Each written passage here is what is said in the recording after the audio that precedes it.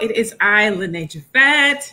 Welcome, welcome, welcome. I don't even have a good title for my Facebook Live. I need to come up with a show title, which I don't have yet. But for now, hey, it's Lene Javette, business development strategist, coach extraordinaire. And today, we are going to have a dope conversation around communicating. We entitled today's live, Don't Lie to Me, how to communicate honestly, okay? And I have the amazing couples coach, Dr. Alicia Watkins, here with me today. How are you doing today, Dr. Alicia? I'm doing very well. How are you doing, Lene? Thank you for bringing me on here. I'm very excited. And this was a great topic for today. Yes, it really is. So you know what?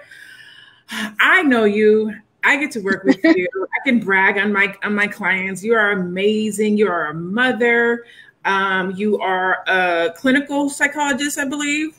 No, I'm a licensed clinical social worker. Licensed clinical social worker. Yes. You're faculty, so you teach, and you're now a wife. You are the wife of Dr. Boyce Watkins. So you are multifaceted, multi-talented, diverse.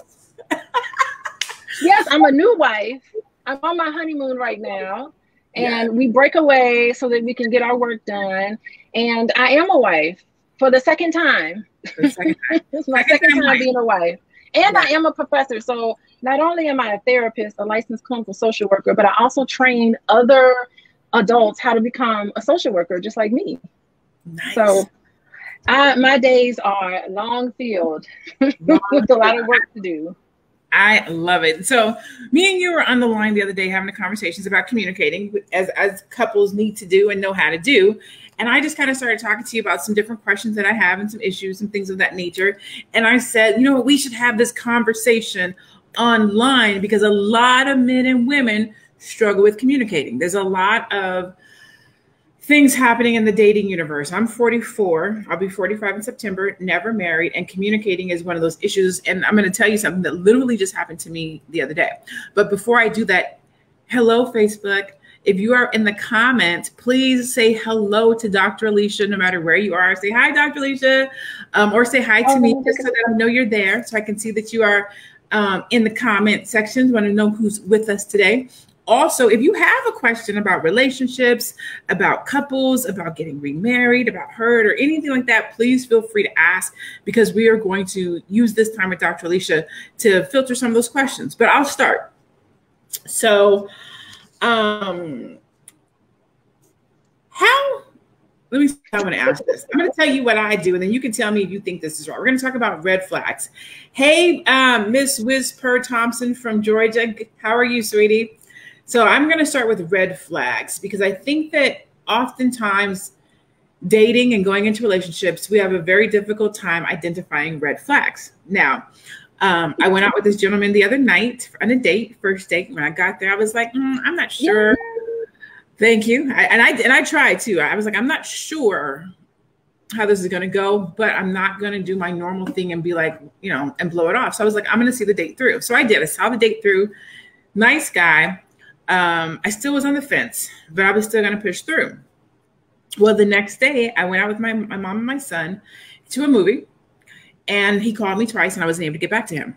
So by the time I called him back, he had an attitude. And I was like, I'm already on the fence. You can't have an attitude and I'm already on the fence. So when we were hanging up, he said to me, give me a call if you want to see me. And I said, cool, I'll call you tomorrow. To me, meaning I'll call you tomorrow. We can hook up and connect, whatever, right? That's not how he took it. He said, well, that's not what I was looking for. And I was like, well, what were you looking for? And he was like, well, I was expecting you to say that you want to see me. Well, I'm thinking that if I tell you I'll call you tomorrow and you say, call me if you want to see me, I'm kind of telling you what you want to hear. But anyways, so we hung up. That stayed in my heart. I felt like there was a lack of communication. So the next morning when I woke up, I hit him first thing, like, look, first, you accused me of something that wasn't true. This is what he had the attitude about. Second, you got an attitude with me over something that wasn't true. And third, I don't like how we hung up. So for me, those are 3 red flags. And I think I'm going to go ahead and do my own thing. Now, The old me wouldn't have done that. Old me had a very difficult time identifying red flags, right? I would just be like, oh, you know what? Maybe it's not him. Maybe that's not how he operates. Maybe he doesn't get an attitude so quickly. Let's pursue, let's further, let's see. But new me is like, check, check, check, I'm done. So what is proper communicating for dating and or getting someone? Okay, Lene. Why weren't you sure about this person? And by the way, when you went on the date, did you have a good time with him? Did you have fun? I did. Had a good time on the date. Had fun with him. Then what evidence is there that you wouldn't be sure about this guy if you had a good time with him? I don't think we were equally yoked. I don't think we made a good match. So just from our. What do you mean? So. Oh, okay. So God, I want to tell you this other story, but I'll get to that one. I'm at a point, and I think we as women do this a lot. We'll meet somebody and we think, oh, this person has potential. I can work with them, or I can fix it, or I can work around it, or I can, you know what I mean? But I don't want to do that anymore. And so when I met him, I was like, he seems cool. He's nice. We had a good conversation. Things were well. He has a roommate, and I feel like at 50, you shouldn't have roommates. So I was. What's wrong with you not having a roommate? Like, I think like in the pandemic, it's really nice to have. I feel sorry there's a lot of men in my office who live alone during this pandemic, and they're sitting there thinking, God, I wish I had a roommate, someone else to talk to. I don't think there's anything wrong with having a roommate. And if you had a really good time with this gentleman, you call him and you say, yes, I want to see you again. Why not go for it, Lene? Well, I don't know, unless you can tell me some actual red flags. Like, I don't know. Like, I'm not trying to diagnose you or anything, but it sounds like you went out on a date with a guy. You enjoyed his company. He really enjoyed your company because he was so excited to see you again. He called you twice when you were at the movies.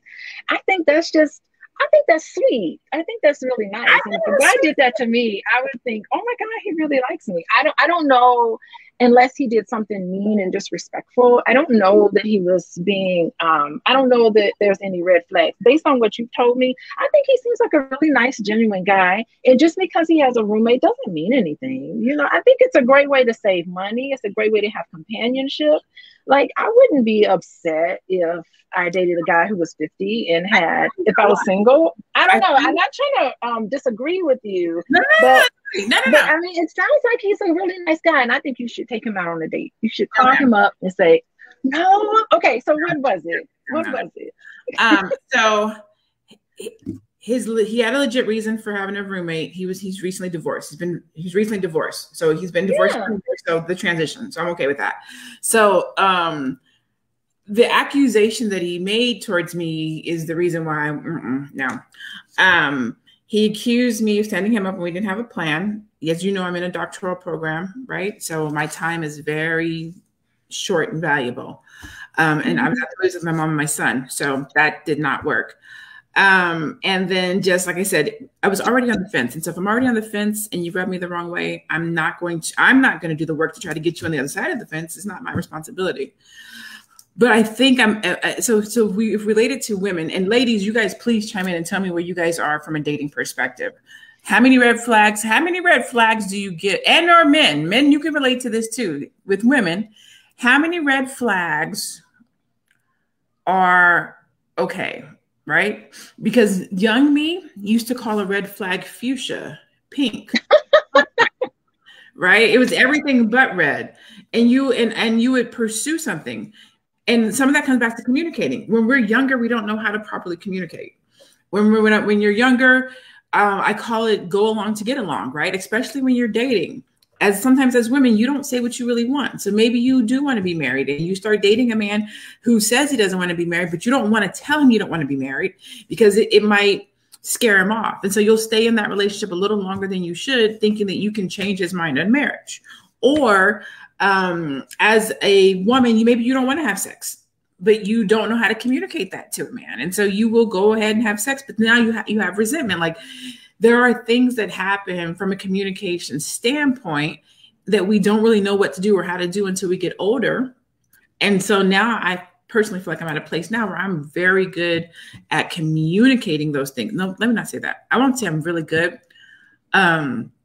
certain areas, certain things, especially through this dating thing right now, I've become better at being honest with myself when I see something that I don't like that. Okay, well, I will say, I think you should give this man a chance. And if you don't feel it, if it's just not feeling it, if you're not feeling it for you, then that's fine. But like when you get divorced, you feel really vulnerable. And so hats off to this guy. I don't know his name, whoever he is out here. Hats off to him to want to get out and start dating again, because divorce can be very traumatic for men. And the fact that a man who's been through recent divorce and he's got a roommate, the fact that he would want to get back out there. And Lene, you are beautiful. You are absolutely beautiful. So you're going to have a bunch of men after you anyway. And so like to be able to have the courage for him to get back out there, and it's probably awkward. Imagine if he's been married for a while, he hasn't been dating for a long time. So he doesn't know. It's probably clunky and he's not quite sure how to date again. So I think you should be patient with him. He might be a nice gentleman. Is he sweet as can be? Like, you know, there's other qualities that you look for. If he didn't do it for you, then, you know, then be honest about that. That part. Okay. That's what it is. I didn't want to say it. But let him down easy because I would venture to say if he is got divorced and he has a roommate, probably he's been hurt in some way. It probably hurt him psychologically. It probably hurt his pocket a little bit. And so he is rebounding, and it takes time to rebound. And so I think he felt a little insecure. You feel very vulnerable. You're back out there. You're doing it wrong. So this poor gentleman is probably going to make a lot more mistakes before he gets it right. So if he doesn't work for you, then that's good for you. You can move on. But for you, Lene, I'd like for you to, I didn't hear, based on what you said, I didn't really hear any concrete red flags. I just got that it's just not a good match for you. But, yeah. But I think that, you know, he must have done something. You did end up going out on a date with him. So he must have done something that you liked. I did. So let me ask you that. So, I mean, you know what? I did go out. The date was not bad. Even like I said, when I left, I was like, I was already. What was holding you back? What made you go? What about I think didn't do it for me. Okay. Conversation, you know, just I think that, but because I'm trying to be a better dater, I was going to work through that. But when you get attitude, like we went out one time, you can't get an attitude with me. Yeah. Date and talk to me crazy. I don't do condescending. Like you can't talk to me crazy after one date. I'm not okay with that. Okay. So he probably didn't do the best job of articulating. He probably felt really nervous, I imagine. I just feel sorry for this guy. But I also feel sorry for you because you went out on a date with someone and it didn't really work. So yes. That is unfortunate. Yeah, so Vinnie Smith says, I think it's always great to go out and be open to the possibility. And more importantly, just enjoying yourself instead of going in with your guard up. Yes, who is this? This is Vinnie Smith. Yes, I agree with Vinnie. Is Vinnie a male or a female? I can't. Oh, it's a lady. Yes, I agree with her so much. It's like, you know, when after my divorce, when I was like out there, I had no expectations. I was just like, I'm just going to be whatever comes. I had no expectations. You know, you just go out and do whatever. But I had made sure that I worked on myself first to make sure that I was as whole as I could be. Now, there's always blind spots that I don't see, you know, but I really spent quite a bit of time, even while I was going through my divorce and before then, when I realized this was not going to work, you know, I also spent a lot of time working on myself so that I'm not very vulnerable and needy. You can become really needy during that time. But you really do need to enter, like Vinnie said, just enter having fun. My thing was, I'm just going to kick it and have a fun time. And that has what I have been doing. I've been having fun ever since. So that's what I was interested more in, is having fun, getting to know someone. Never the expectation that I would even get married again. I thought I was going to be single for the rest of my life. And I was perfectly fine with that. I said, I'm going to be the old lady who lives in the shoe, who has so many children. I don't know what to do. I embraced that. And I said, if that's where this leads me, then so be it. And it was funny because my mom was the one thinking, no, someone's gonna pick you up. And she didn't believe it at all, but I was totally content with whatever. So when Boyce and I started dating, I had no expectations that I never thought in a million years we would be married. I had no expectations for that, but I like fell so in love with him. I was already in love with him as a friend. And then I saw this other side of him, like, ooh, Boyce, what is this other side? I didn't know all this was happening with you, you know. And so that was just kind of fun. And I've known him almost 30 years now. So I feel like now I have fun every single day, every single moment of every single day. I have a very good time.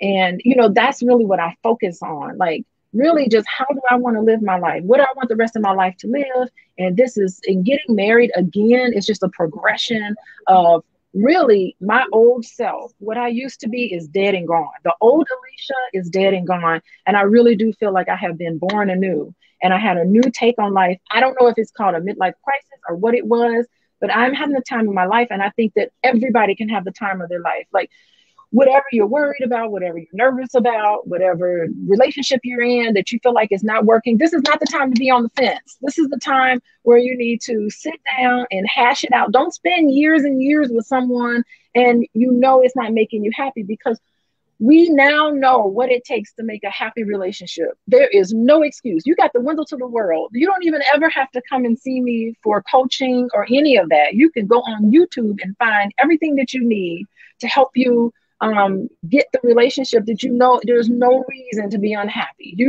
Everything should be exciting. It should be fun. You should have a passion-filled relationship. And if you don't, you need to get off your butt and go for it. It can be there for you. That is exactly why I will not be seeing that gentleman again, for that very reason. You know, that's not really Audrey says, I think affording a person an opportunity to get to know your likes or dislikes has a place in dating, as long as the mutual interest and respect is there. It doesn't sound like Lene had a genuine interest. I agree with Audrey. And it goes back to, you know, once you have an interest in somebody, you will make reasons. You will find ways to make it work. You will look past certain things. Certain things won't bother you as much. But if you go into something already perturbed or petite, then I used to try to do the square into the circle thing. I'm past that at this point. Vinny, I like what you said. Vinny went back to say, not saying to settle, but just to have fun, which is what you were saying, Dr. Alicia. Yeah. Not looking too far into the future, just being present. Now, I will say that is why, even though I was on the fence, I was still going to see him again. I was like, you know what? Let me give him another chance. No, I'm not giving him another chance. I'm already You're over not going to give him another chance. Okay, don't give him another chance then. I'm already over it. And I'll tell you. Goodbye. So I will tell you why. And don't lie. So we entitled this, Don't Lie to Me, How to Communicate with Honesty. Yes. Sometimes we lie to ourselves. And I will tell you the wholehearted truth. From a relationship standpoint, I have lied to myself in many years, and especially my last two situations that were both 5-year situations that really didn't progress or go anywhere. And they were because I was the liar. The other person didn't lie. The other person was very open in their communication. I'm emotionally in a certain place. I don't see myself going any further. I only want a friend. Men do a really good job of communicating what they want, where they are.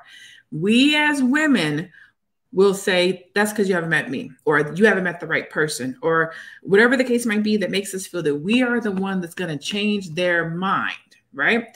And so I've had those situations previously where I've met somebody who was like, this is where I'm at. This is what I want to do. I just want to be a friend. You get into the friendship thinking that it's going to, go into something else, or that you're going to change their mind, or they just haven't met you, or once they get to know you and see you and see who you are and how bad and, great you are, that they're going to change their mind. And then they don't, but they tell you up front. And so in learning that, now I just take the whole communicating thing, the dating thing, very seriously. If somebody tells me something, I believe what they say. And not only that, I'm doing a better job of communicating my own wants and desires. I know what I want. I know that I'm dating for a reason. I know that I'm dating for a purpose. I know that I want to be married. I know that I want to build an empire or something. Like, I know these things. So if I meet somebody and they tell me that they are a worker bee and they see themselves working for the rest of their life, or they don't understand entrepreneurship or why I work so hard, or they don't get why I'm in a doctorate program, or they just don't understand who I am, my life, and how I live, that's a red flag to me. And it sounds weird because it feels like, well, you can build together. And you can probably attest to this. It's hard to build a relationship or a friendship with two people that are going in two different directions. What do you think about that? Like, how do you communicate? I'm not certain. Like, two different directions. See, here's the thing. When I started dating boys, never in a million years would I ever think that I had my own business. Never in a million years. If we started dating, I am still a college professor. Like, I'm a college professor. The semester starts in the fall. I'll be busy as heck getting all of my courses and everything together. And here is someone who didn't get tenure. So his life is somewhere here online, and my life is here at a university. But you know what? We were going in two separate. We respected each other. We respected what each other did. We respected each other's expertise. And lo and behold, look at me right now. Look at how I have been influenced by my partner, because I was able to see the value in some of the gifts that I have and some of the expertise that I have been sitting on for many, many years and doing a lot of this work. So, and at the same time, you're not going to meet someone who's going to be an identical version of yourself and doing the exact same things. You have to just allow people to be who they are and accept them for it.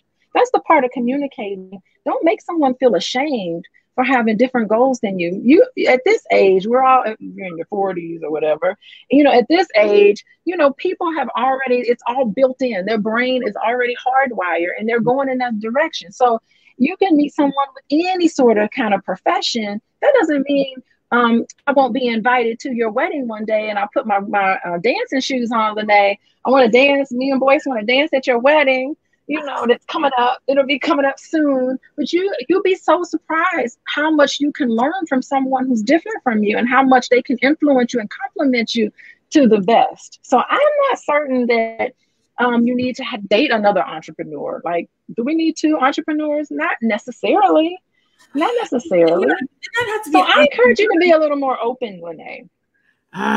So they don't have to be an entrepreneur, but I think they should be a go-getter too, so that they understand the drive of an entrepreneur. They don't have to be a go-getter. They can be driven in their job. They could be, you know what I'm saying? But I don't think I can be ambitious, go-getter, as tenacious as I am, and moving around the way that I do, and my mate be a homebody that wants to sit on the couch.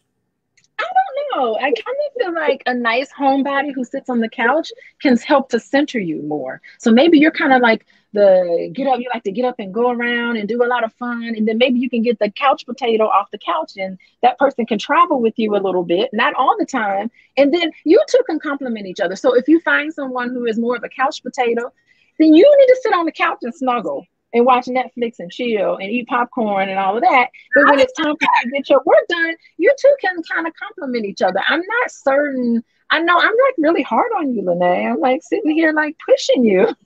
I didn't think this conversation would turn into this, but I really do think that you should open up a little more, like be a little more open.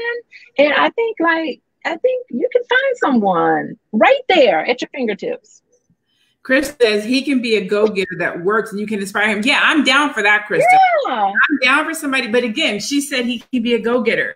So if he is a go-getter, so a couple of things. I've always been this way. This part is not new.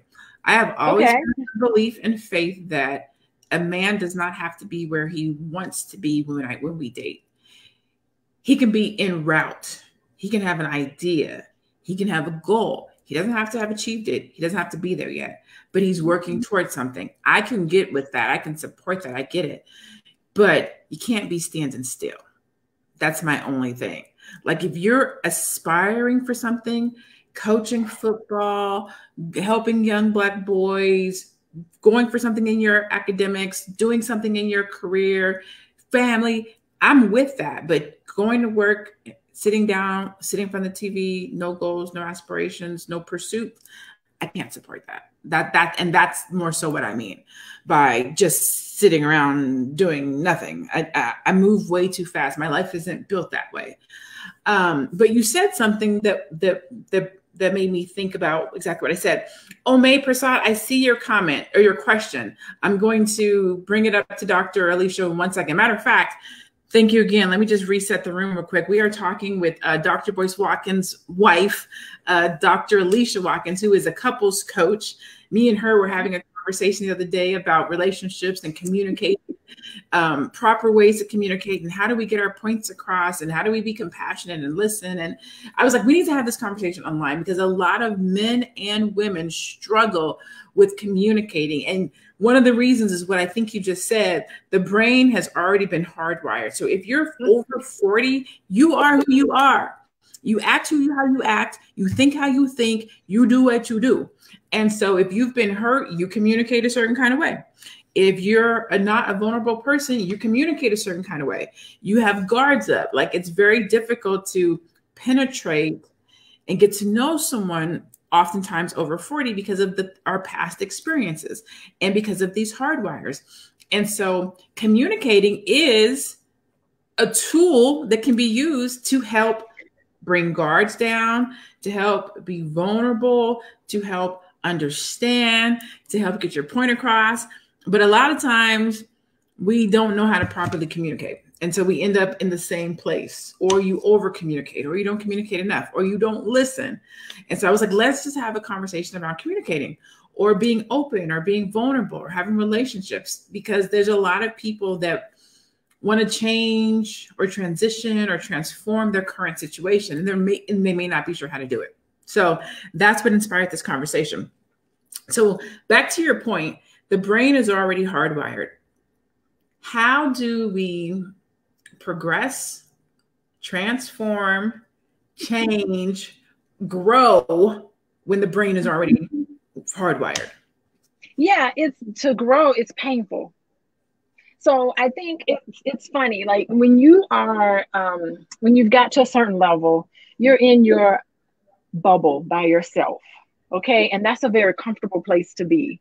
Mm-hmm. And when you decide to enter into a relationship or even a marriage, your bubble is popped, so here you are with someone else. And so that can be a very painful and a very uncomfortable situation, but it's painful sometimes in order to stretch and to grow. That growth process, it requires some sort of discomfort and some sort of pain. But when you're in a relationship with another person, that is the whole purpose. The whole purpose of you being in a relationship, the whole purpose of you being married to somebody is so that you see something in that person that you need for yourself so that you can grow. And it can't be done single.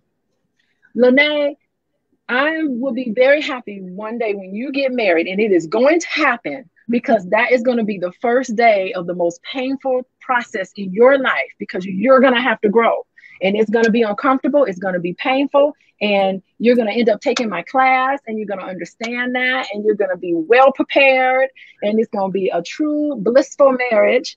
And the thing is that you're going to be realistic about the fact that you picked that person because you knew that you needed to learn a lesson. Okay, so where, Boyce rubbed off on me, sending me out of my comfort zone, never in a million years that I think that I would even have an Instagram account. I had an Instagram account, never even was on social media, right? And here I am on social media. So I've allowed him to influence me, and I'm growing in that way. Never would in a million years would Boyce even think he'd ever finish a marathon. He finished a freaking marathon, and it was because of my influence.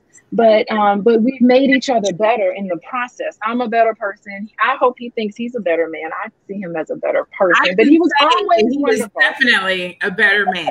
I will vouch for the fact that Dr. Boyce is a better man. But it wasn't always comfortable for him. Like, we're not perfect. He's not perfect. I don't even expect him to be. And so, we have tiffs, and he gets on my nerves, I get on his nerves. That's just normal. That's what happens. But the thing is, it's about the honesty piece. So there's a lot of things that can jeopardize a relationship, but what puts the relationship together, the glue that holds a relationship together, is honesty, is trust. And when you have secrets and when you try to hide something from someone, the truth will always come out. So honesty is always the glue that holds a relationship together. And not be ashamed about some things in your past. Like, what is it in your past? Do you have any addictions? Do you have any past history of abuse, like sexual abuse? I mean, those sort of things need to be talked about with your partner, especially before you get married, And I see a lot of couples. I actually have some couples that I have seen where they come to me right after they got married. And we end up talking about and discussing things that should have been talked about way before they got engaged. And so that is, and some of those marriages did not end where they are together. Some of those marriages ended in divorce because they're now like, oh, this is what you expected in a marriage. This is what you expected. I don't think this is somebody I can spend the rest of my life with anymore. I have seen that, and it's unfortunate. So you do need to be honest. You do need to be truthful, because the truth always comes out. The truth will set you free. That's not just a euphemism. It really will set you free. So you made a couple of points. Let me say this, and then I want to go to the comments. If you have a question for Dr. Alicia, if you want to offer a perspective, or if you'd like to ask her a question, please post the comment. If you know somebody that could benefit from the conversation, please share it. Give us thumbs up, like the broadcast. All of that helps. You said communicating before marriage. Mm-hmm. Oftentimes, people will go through a relationship and believe that communicating before marriage means communicate before marriage. How early should you start communicating your wants and desires and thoughts and things of that nature? First date? Second, third, fourth, 6 months in, a year in? Like, when do you actually start communicating your wants and desires, hurts, flaws, things of that nature? Yeah, I mean, you definitely don't want to have TMI on the first date. You definitely want to get to know someone better. I think at that point, really getting to know you have to have a criteria. Like, you were very clear, Lene, that you had, there were certain things that you wanted in a mate. And it seems like you were really clear. So the first part is to make sure that I don't know if I'm going to call it check off the boxes, but to see if they check your boxes and see if there's just, what is it about a potential mate that would be a deal breaker? Like, no way I could ever be with someone like this. It's getting to know yourself and understanding. But once they pass a lot of that, it takes time. I say go as slow as possible. Do not rush it, because there's nothing like rushing into a situation or rushing into a relationship and you don't know each other very well. Take it very slow. Observe. A lot of things are unsaid. A lot of things are said. People really think they're hiding some things, but they really aren't. You can pick up on it. I notice everything. So, for me, I have to learn how to turn it off, because there's nothing I don't catch. So I catch a lot. But even if you're not good at that, really trust yourself. Okay. So Dr. Omi Prasad, I may be saying that wrong, and I apologize if I am, wants to know, what are your thoughts of being close friends, spending quality time with your ex and your friends or your tribe after breaking up while you're talking with another love interest? Why would you be? I mean, I don't know. I have spending quality time with your ex. I'm not quite certain what that's about. If you, under what conditions? Here's the thing. Like, if you know that you were in a relationship with someone and the relationship is not turning out and you want to move on with your life, why not just terminate with the person? That doesn't mean I hate you. Doesn't mean I'm going to cut you off from social media. That doesn't mean you have ill will towards someone. But I'm not certain what benefit it would be to be friends with an ex like that. I'm not quite certain, is the flame still going? So if you want to really move on, you have to build the conditions for you to move on. But if you're still kind of held on to an ex, I really would question that. Why not just say, goodbye to you in this experience, hello to you in the next experience? It could be just friends, but why would you be close friends with an ex? That's really curious to me.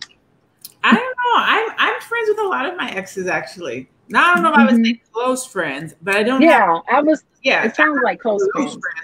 But definitely friends. I've never had a bad breakup, only one or two, but I never had a bad breakup. So I'm still friends with. From the perspective of if we cross paths, is, hey, what's up? Like, we're not talking. Yeah, there's nothing wrong with that. Not, we're cordial. That's the right word. We're cordial. Always be cordial. Yeah. Yeah, and that's a really good one. I think people don't know how to end relationships. They, I think that it should be done in the most respectful way possible. And so I think it's important to be fair to the next person that you date, that you're just not hanging out with all your exes all the time. That might be a little disturbing, but yeah, it's okay to be friends and cordial with your ex. You don't have to hate each other. So Crystal made a comment, and I want to just comment on this comment. She said, okay, I had to get used to communicating my about I have been single so long, I wasn't used to someone worrying about me. And I would like to just add to that yes, there is a transition from being single to being in a relationship, and what that communication looks like, having to tell somebody where you're at, what you're doing, if that's how if that's how you communicate. And then not being, don't ask me where I'm at, don't ask me where I'm going. So there is so much, I believe anyways, that happens between being single and being in a relationship, that I don't want to say it's a gray area, Dr. Alicia, but it's an area.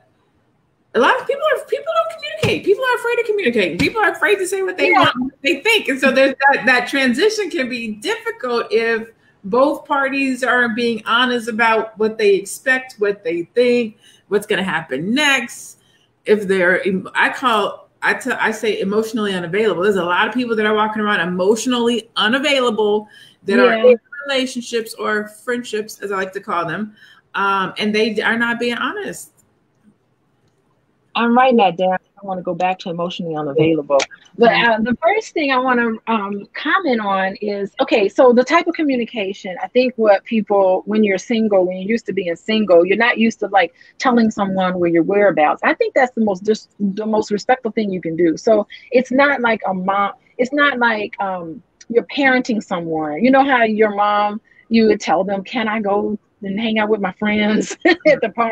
It's not that type of communication. That's a parent-child communication. Adult-to-adult communication is, hey, I'm going to the grocery store. Would you like something? I'll see you when I get back. That is the most respectful conversation to have with someone. I also think that when you're in a nice, intimate relationship with someone, that you should hug and kiss. As soon as you leave, before you leave the house, you should walk up to your mate if you're together in a house. You should walk up to your mate and you should just say, you should hug and kiss goodbye. That's how I feel. Hug and kiss goodbye. Goodbye, sweetie.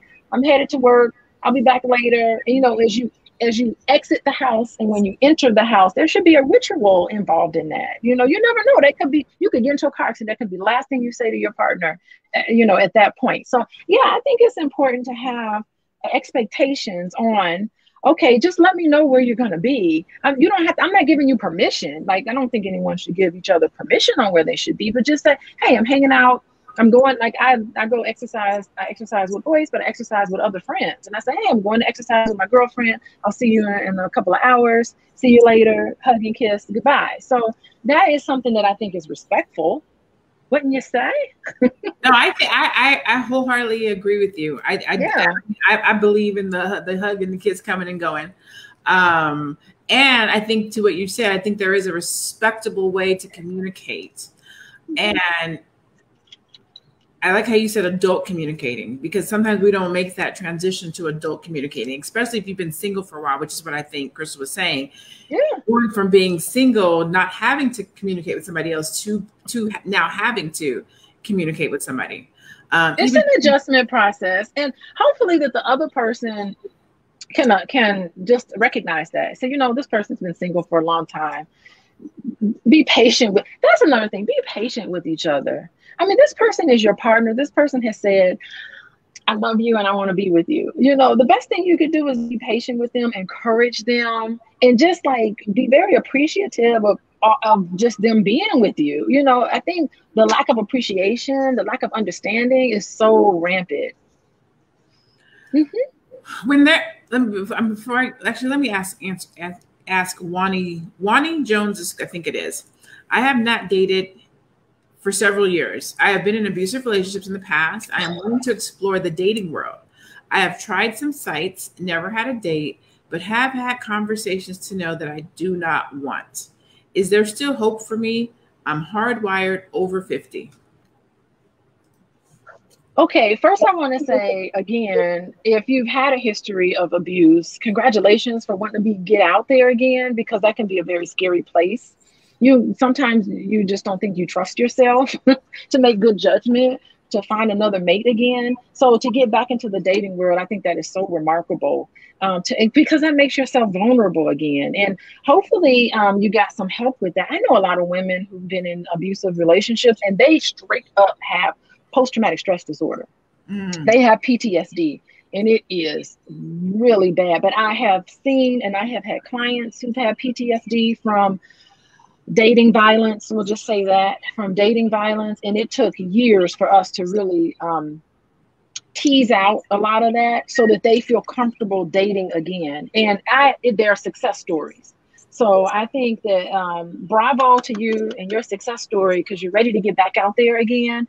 And really, and I think this is a time where eventually when you feel comfortable, you can share that background about yourself with the potential person, share, not right away, but also share, I've had like some really interesting things happen to me in the past, and hopefully you will find a partner that's going to like help you heal from that, help you like soothe you, someone that's going to be nice and gentle with you, because people who've had that background, they need to be with someone extremely gentle, extremely understanding, and someone that can help them, continue the journey on working through that issue.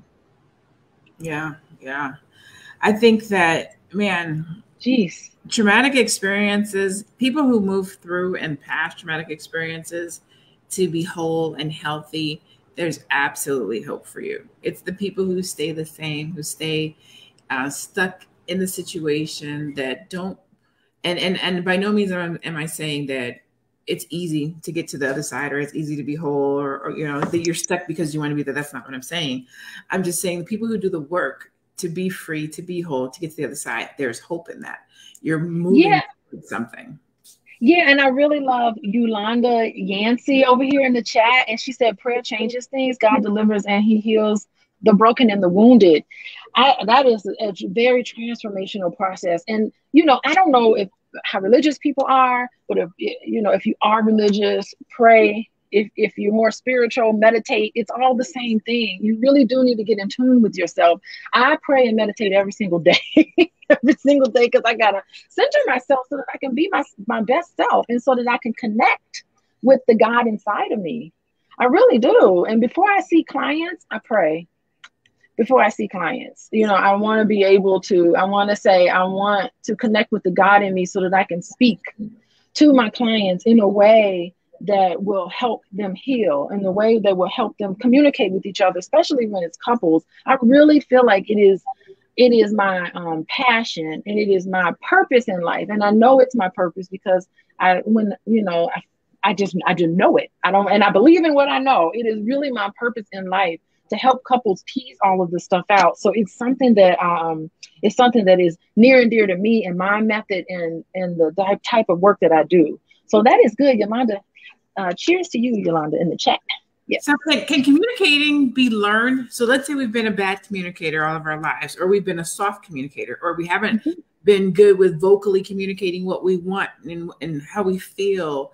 Can communicating, okay, so that's one way, right? You have the person who doesn't communicate well, but then you have the person on the other side who over communicates, who's super aggressive, who has to be heard, who has to be beat in my chest. Like, can proper communication be learned? Yeah, I mean, I think that what you're talking about is there are some people who are real passive with communication. They're not very direct. They're very suggestive. They want you to read their minds. And then you have the pendulum that swings all the way over to the side where someone is being really aggressive. And aggressive communication is disrespectful. Aggressive communication is talking over someone. Aggressive communication is not being gentle with someone. Aggressive communication is saying words that hurt someone, calling people names, being controlling, being vindictive, being mean. That sort of aggressive communication is something that is on one side of the pendulum. And then on the other side is a piece where where you're just really meek and you're not really talking about, and you have a lot of built up resentment as a result. And so you need to be assertive. I like to call it assertive communication, where you can acknowledge. So if someone asks you to, hey, Lene, I want to use your car to go down the street because my car broke down. I need to use your car. Lene, you can always say, yeah, I know it's pretty tough that you need to use my car.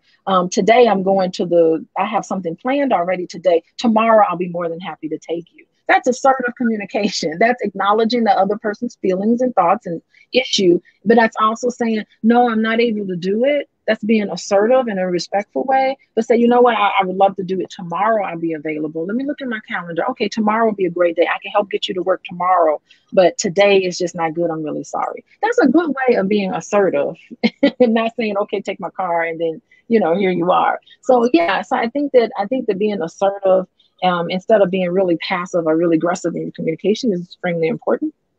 Nice. So you fall right there in the middle, because you don't want to be like, yeah, use my car, and really you don't want to let the person use the car. Like, let me calm down. Communicate, say how you feel. I used to be a horrible communicator, but I used to have low self-esteem, low confidence. I was shy, and so anything somebody said to me, I went with it. If you asked me, I thought you were telling me. Told me something, I would think, okay, maybe that's not what they meant. I would read between the lines.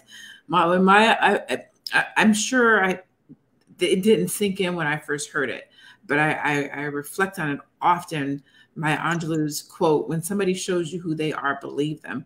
Yes. And tell you what they mean, believe them. Because I didn't for a very long time. And sometimes I think that because I've found my voice, I found my strength, I'm stronger in a lot of areas. Sometimes it can be too much. Because now I've let people talk to me crazy for so long. Now I'm like, you're not gonna talk to me crazy. Yes. Okay. Crazy. Yes. Okay. So what you just described is the typical 40-year-old I get in my office. So I do get a lot of women who used to be so meek, and then they just go to the extreme. And I say, well, just tell them how you feel. I give them the green light to go forward. And they'll come back to me the next session. They'll say, I just cussed out so-and-so. And they were looking at me like, who's this lady that showed up? And I said, okay, so now you've just gone too far. Now we got to talk about respect. It's normal. It's normal. I expect it to happen. And it's supposed, I said, go and apologize. And you can clean this up. It's never too late.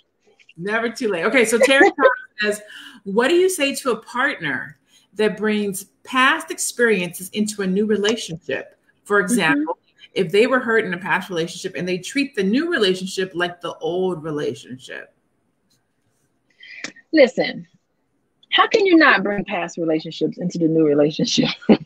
Your experiences in the past from the time you were born all the way up to the moment that you meet someone.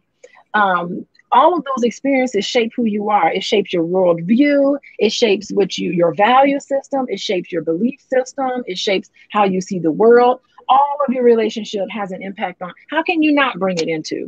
Now, I think that what the question might be talking about is that if you have like past trust issues that were not resolved, of course you need to work on resolving those things and being able to recognize that. I think it's a perfect opportunity when people are bringing up past traumatic issues and past relationships into the relationship, is that they easily get triggered. So when you start finding someone getting triggered, and listen, if you have so the person who asked that question, if you are now in a relationship with someone and you are clearly able to recognize that they are getting triggered and things are happening because of something that's happened to them in the past, I do not advocate ending that relationship. I think that there are very helpful ways to work through that. I also think that you should allow that person to tell their story. Hey, you know what? I wasn't really being mean to you in that way. Tell me a story about why this triggered for you. Tell me, why is this coming up for you as a trigger? And really being gentle. Gentle is like a word that I just want to use all the time.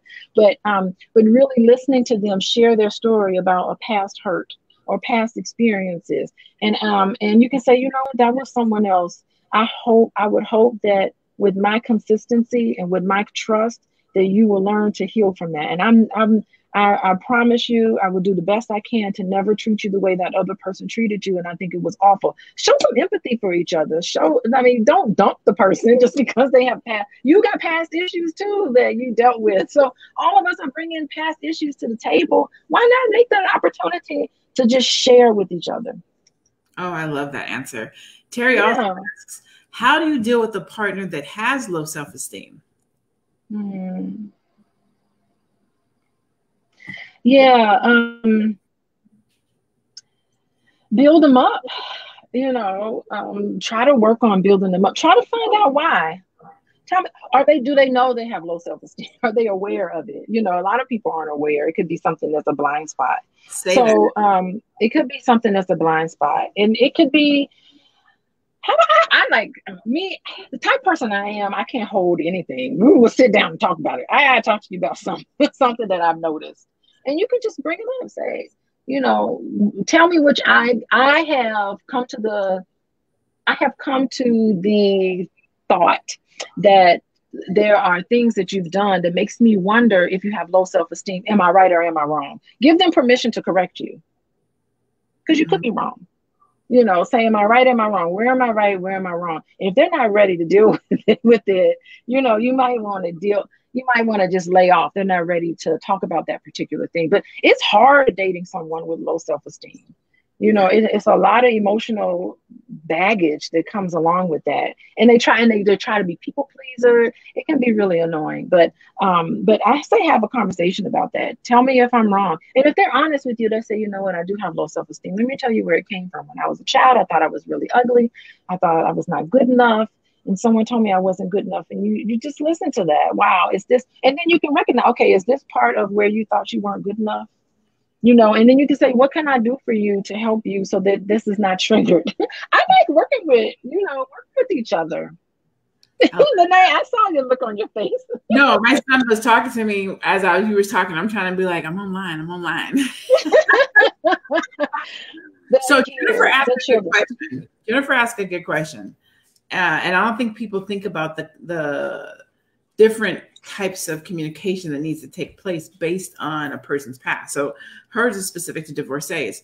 What should you be cautious about in your communication when dating a divorcee?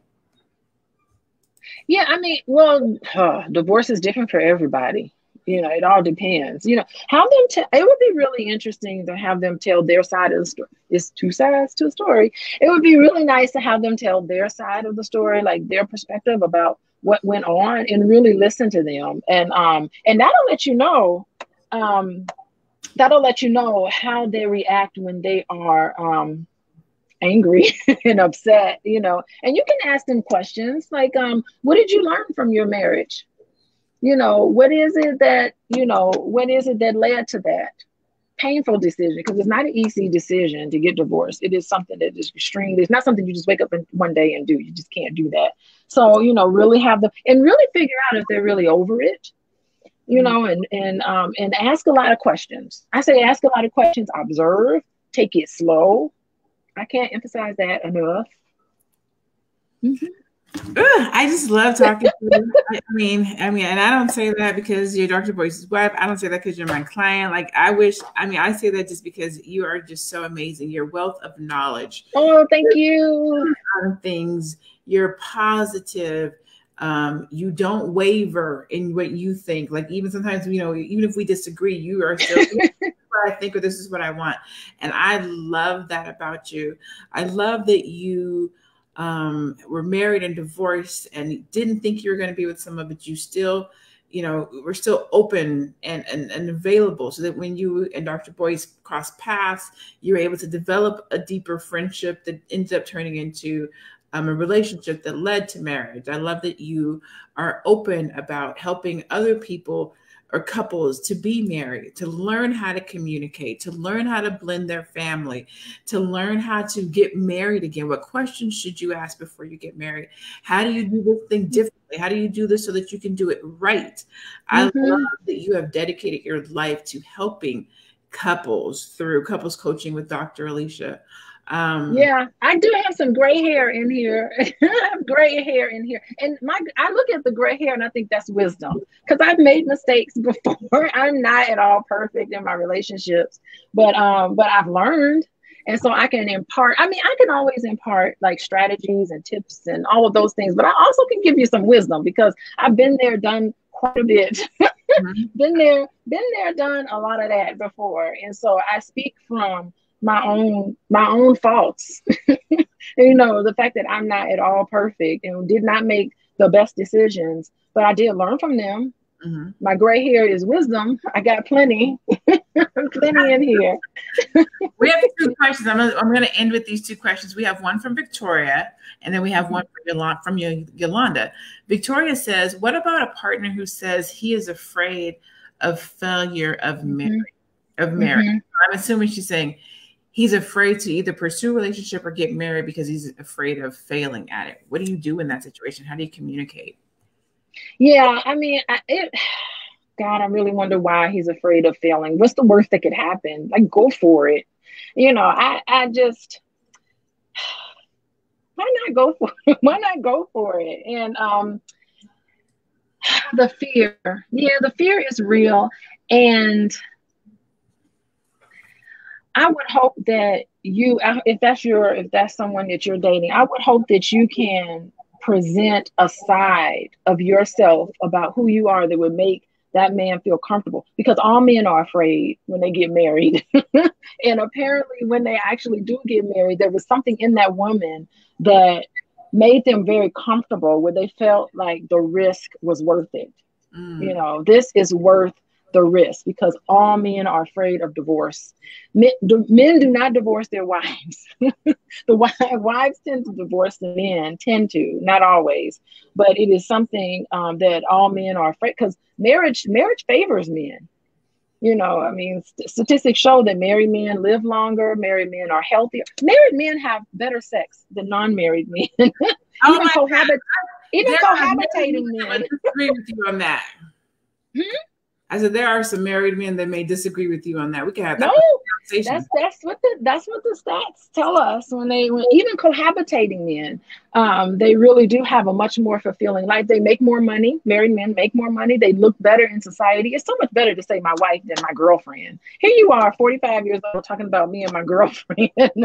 Like, you look more prestigious. People take you more seriously if they see you with a wedding band on. You know, it's a status. You know, they just look at you. I'm not saying it should be this way, but that's how it is subconsciously. And so it you know what it tells people in business?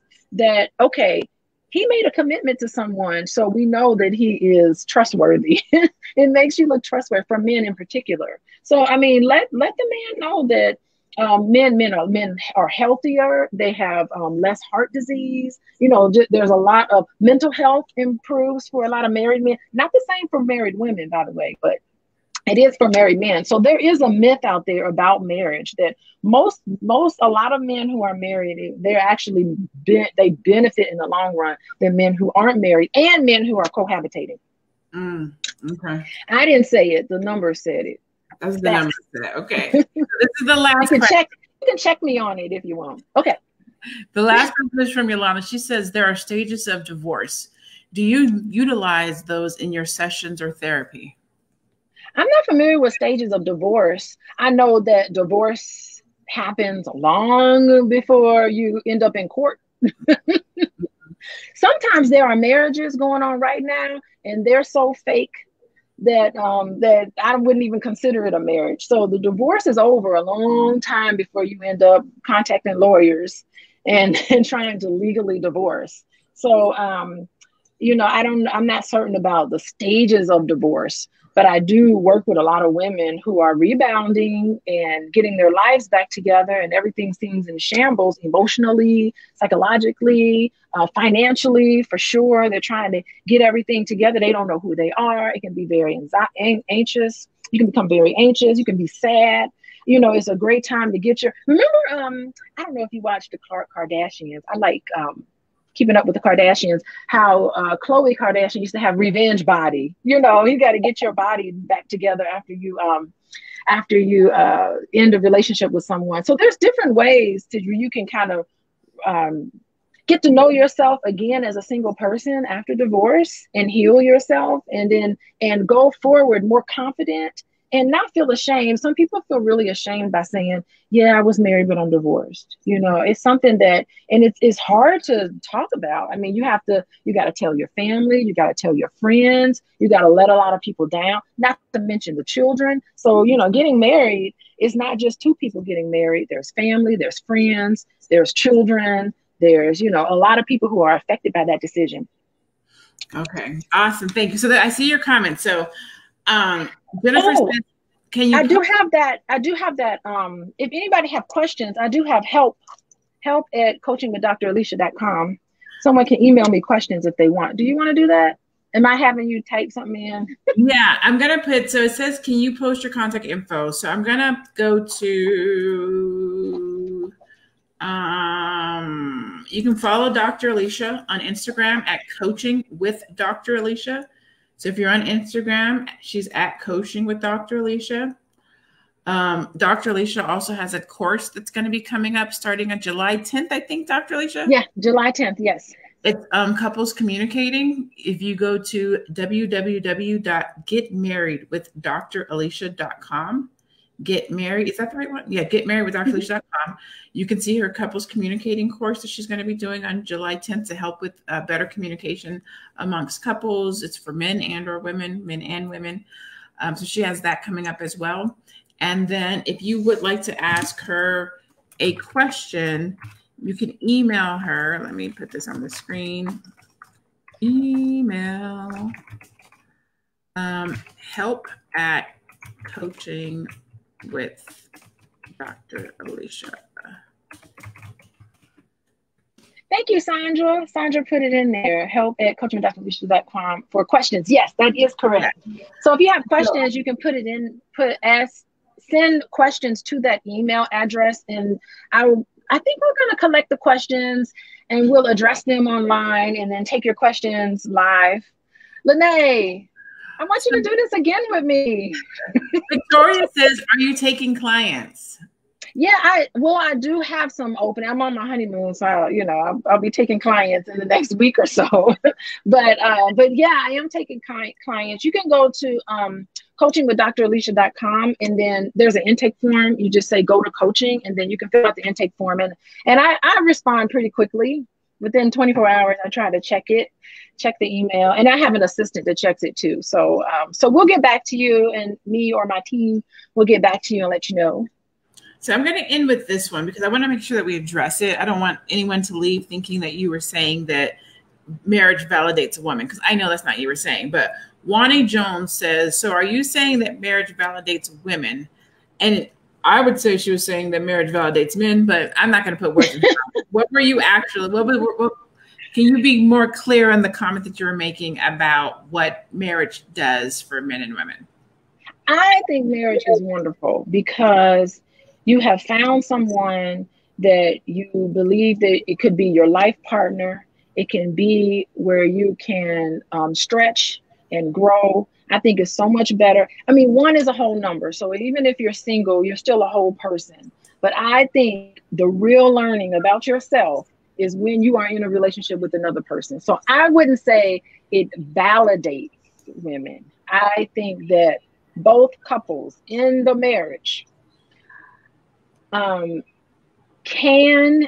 it is possible to have a blissful, happy, satisfying relationship with another person. That is possible if you are with the right person who can potentially be the right life partner for yourself. So I am definitely a proponent for marriage because I think that it is a relationship you enter into that is like no other. And I think that it is essential for personal growth. And I can explain it further, but I know we're running out of time here, but that's what I think. So I don't think that validate would be the best word to use. I think that it is definitely a path towards self-knowledge. Boom. Yes. And like we said, Dr. Alicia has a course coming up. It's called Couples Communicating. It's called Couples Okay, let me make sure I say it right. It's called Premarital Coaching, Couples Getting Married, How to Prepare for Upcoming Nuptials. So it's not couples communicating, it's couples getting married, how to prepare for upcoming nuptials. It's on Saturday, July 10th and Sunday, July 11th from 10 a.m. to 2 p.m. She's going to be talking about what makes a happy marriage, marriage myths, marital expectations, establishing balance between professional life and personal life, managing finances, resolving conflicts peacefully, creating a deeper love. And she's going to be giving some tips on deeper love. So if you are interested, you can go to getmarriedwithdralicia.com. Yay, Dr. Alicia! Yay! Thank you. And I'm waiting. One day I'm going to get that invitation to your wedding, and I'm about some dancing shoes. You're going to get dancing shoes sooner than you think. It's going to be sooner than you think. And if you don't invite me, I'm going to crash the wedding. Girl, you already know I'm inviting you. You royalty. You know what I'm saying? You're going to be there. Yes, you are going to be there. Thank you so much for all of you guys that tuned in today to have this conversation with us. We just want to make sure that Black love, it not only exists, but it is thriving and it is blissful. And any part of the conversation that we can have to do that, whether it be communicating, whether it be premarital conversations, we want to make sure that you're having those, because Black love is essential to the Black family, to our economic empowerment, to our legacy, to everything that we're building. And so these conversations, I love to have these. You know what? I don't even know if you saw these, Dr. Alicia, but let me go back to these really quickly before I leave. And it said, let me see. You had some compliments in here. One said you look so beautiful and you look so youthful. Oh, thank you. I love you, Dr. Alicia and Dr. Boyce Watkins. Somebody said it is wisdom. Good for you. She was talking about the gray. The gray hair. Yes. Okay. And then somebody said thank you. So I just want to thank you too, Dr. Alicia, for being here, allowing me to facilitate this conversation with you and our audience today. Please make sure that you guys like this video. Big ups it. Throw a heart on there. Throw a thumbs up. Share it with somebody that you think may benefit from this conversation. Turn on your notifications. Also, go follow Dr. Alicia on Instagram. You can find her at Coaching with Dr. Alicia. Again, she's on Instagram at Coaching with Dr. Alicia. You can check me out on social media. I am everywhere: Facebook, Instagram, and YouTube at I am Lene Javette. So it's my name, basically. My handle is I am Lene Javette. Please go like and follow on Instagram if you can. Definitely appreciate it. Appreciate you guys being here with us today. We thank you so much. We bid you nothing but blessings. And we say farewell. Bye. Farewell. This was fun. Next time. Bye.